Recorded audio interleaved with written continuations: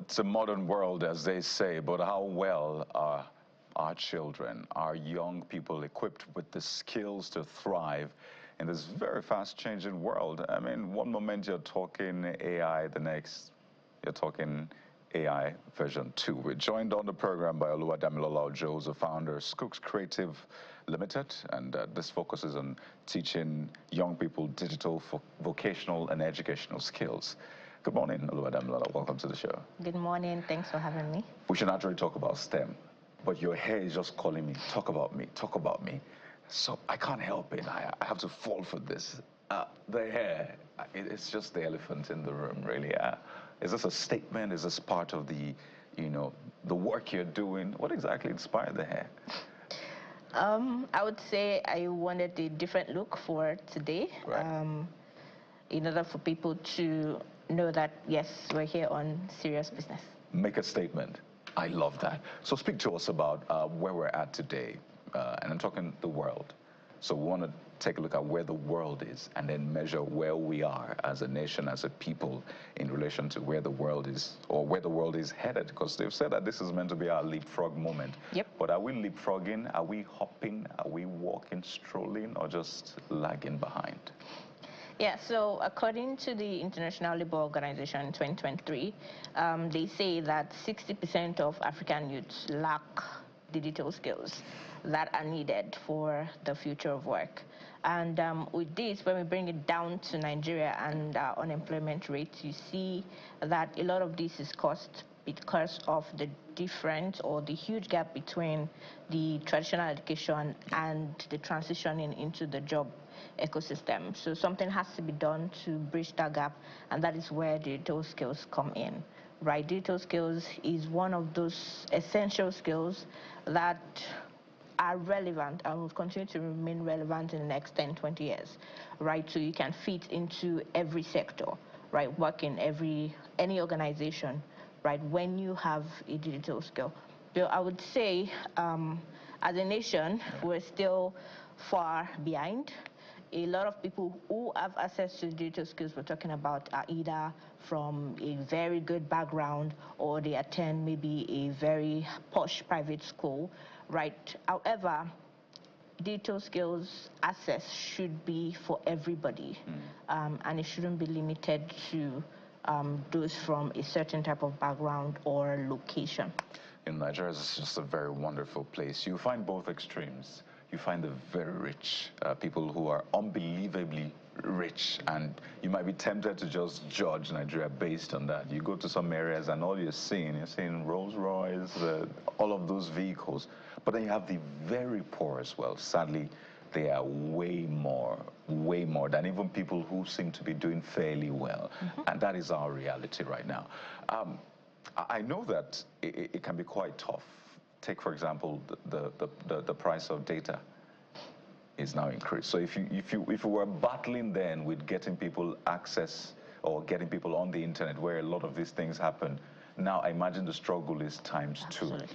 So I want us to pick some of those challenges and maybe find ways around them. I know you're doing some great work. Maybe you share the experience you've had with these children, how well they've been able to improve and the opportunities out there.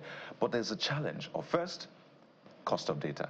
Second, infrastructure, the cost of the gadgets themselves. So it almost puts the people who are the lower rung of the ladder, pardon me, at a disadvantage. So how can we begin to change the narrative for them?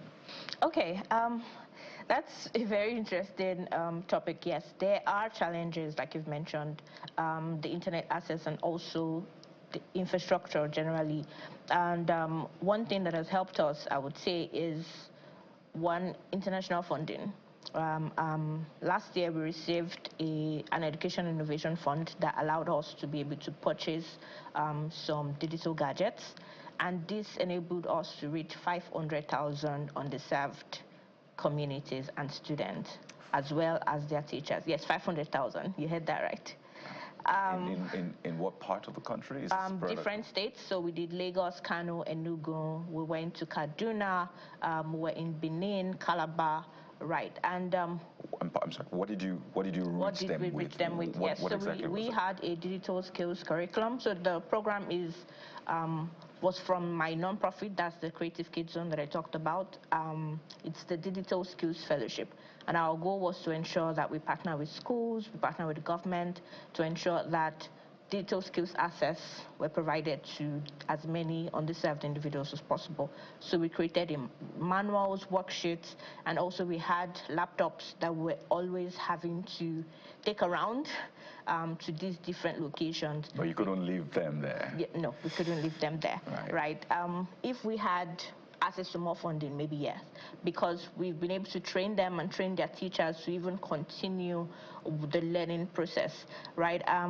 So we also were able to, we really appreciate the Lagos State government. They were really supportive, especially the Ministry of Education, right, in making this initiative possible, right? We held digital skills competitions.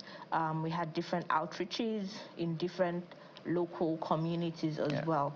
And even with the language barrier for the northern states, we're able to get like native volunteers or teachers that we could train, and then they train the trainers, and then they pass it down to their audiences. And with the internet access, what we're doing next at Skooqs is we've built, or we've recently gotten a physical facility, right, that has a residential hostel that people could come around and take 3 months, 6 months, or 1 year courses and continue the learning process with us. You know why this conversation is really important? You realize that we're in the future right now, and I don't see that sense of emergency. I mean, you can only do as much. Yep. Yes, you try to reach out to 500,000 people, but you can't do the work of perhaps government, the work that the institutions are meant to do. So this is just some sort of ameliorative measure just to help to reduce the impact. But the heavy lifting has to be done. And I don't know if you sense that seriousness. I know we always say government, but I like to always say that you can also partner government. We have, the private sector.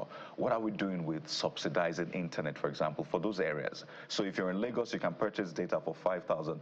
But if you're in the hinterlands, you can purchase data for 1,000. Why? At that moment, we're not thinking profit, but we're thinking about the future. We're thinking about empowering our people. A lot of these gadgets are not produced here. So it's whatever price they call, you convert from dollar to naira before you purchase it, and that's beyond the reach of a lot of people. So are we thinking creative enough as a people or as a nation? My answer would be no, and that we can do better, right? We've been able to partner with a couple of private organizations to help push our initiative, and the government, like I say.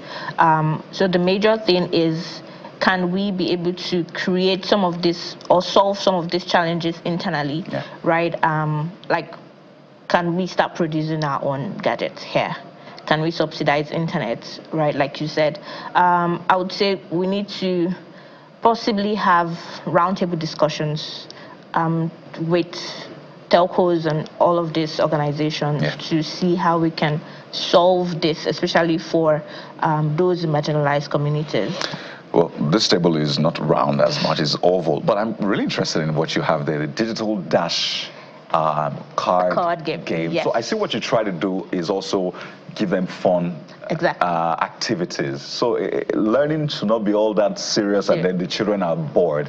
I see some of them playing video games and the rest. I know I'm maybe older, but I don't mind joining. So talk to us about some of these things you have. Yes, so for some communities where their literacy and numeracy skills are not like up to par, or they probably never used a laptop before, or we can't even, it's not motorable enough to take laptops, right? So we created games, right? One is the digital card.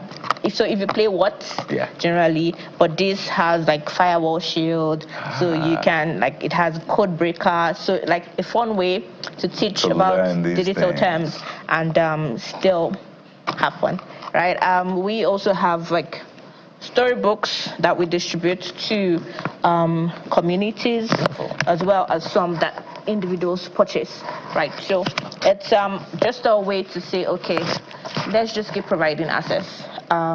Let them know about it at a very young age.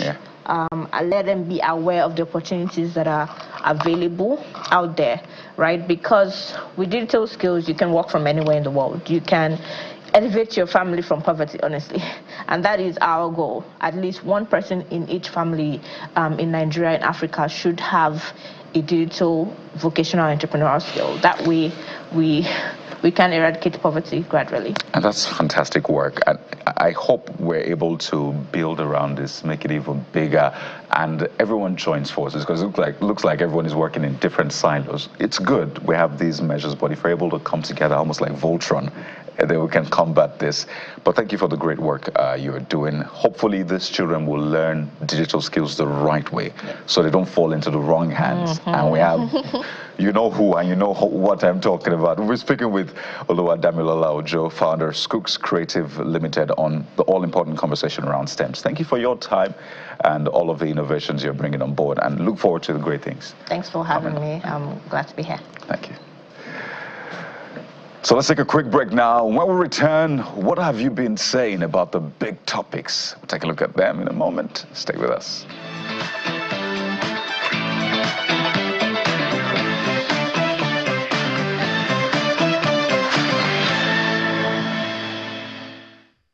Stay connected to the world with Channels TV Podcast and get all the trending stories. Simply log on to channelstv.com. Click on podcast, select the program of your choice, and listen. Our podcast is available on Apple, Google, and Spotify. Tap the expertise you trust. Touch the stories that touch you. Anytime, anywhere.